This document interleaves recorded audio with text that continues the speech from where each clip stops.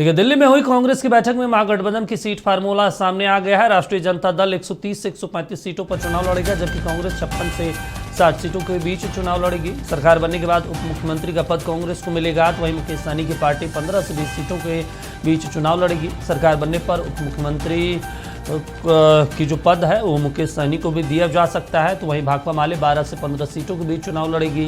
CPI 5 से 7 सीटों के बीच चुनाव लड़ेगी। झारखंड मुक्ति मोर्चा को 3 सीटों की संभावना है, तो वहीं महागठबंधन में इन्हीं सीट फार्मूलों पर बातचीत चल रही है।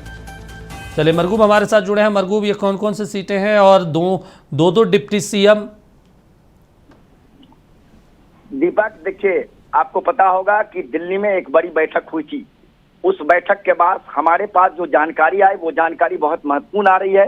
हम सीट का फॉर्मूला महागठबंधन में बताने जा रहे हैं। लगभग इस पर सहमति बन गई है। 1-2 सीट आगे पीछे हो तो अलग चीज है, चूंकि राजनीति है।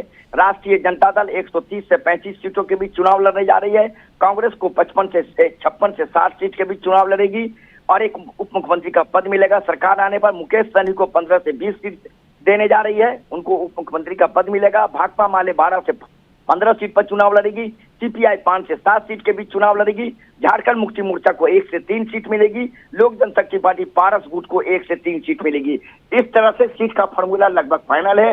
इसी फॉर्मूले के आसपास महागठबंधन में सीट का फॉर्मूला तय होने जा रहा है और अगले एक सप्ताह में मैं आपको बता रहा हूं, एक बड़ा प्रेस कॉन्फ्रेंस तेजस्वी यादव की आवाज पर पोलो रोड में होगा और वहां प्रेस कॉन्फ्रेंस के माध्यम से सीट बंटवारे की घोषणा कर दी जाएगी। क्योंकि दिल्ली में जो मीटिंग हुई है उस मीटिंग में यह बात पर सहमति बन गई है कि कांग्रेस 70 से नीचे आ रही है, पर 56 से 60 सीट के बीच कांग्रेस इस बार चुनाव लड़ेगी। तो कहा जा सकता है कि प्रारंभिक तौर पर महागठबंधन में सीटों का बंटवारा हो गया है। बिल्कुल अंतिम रूप देने की कोशिश की जा रही है। अगले एक सप्ताह में 3 तारीख के बाद किसी भी दिन प्रेस कॉन्फ्रेंस से महागठबंधन अपने सीट बंटवारे का ऐलान कर देगा, जिसका संकेत मुकेश सहनी ने भी 3 दिन पहले हमसे बातचीत में दिया था। तो इस तरीके से महागठबंधन सीट के फॉर्मूले के करीब पहुंच गया है और बहुत जल्द सीट बंटवारे पर महागठबंधन प्रेस कॉन्फ्रेंस करके सीट बंटवारा कर देगा। हालांकि कांग्रेस को इस पर घाटा जरूर हो रहा है, लगभग 13 से 14 सीटों का, लेकिन चूंकि सेक्रीफाइस करना है इसीलिए कांग्रेस ने इस पूरे मामले पर बातचीत मान ली है।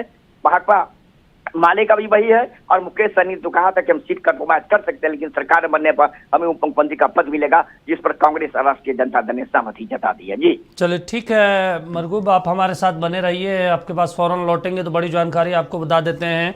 सरकार बनने के बाद मुकेश सहनी को उप मुख्यमंत्री पद मिलने की संभावना है। इसके अलावा कांग्रेस पार्टी को भी एक उप मुख्यमंत्री पद दिया जा सकता है।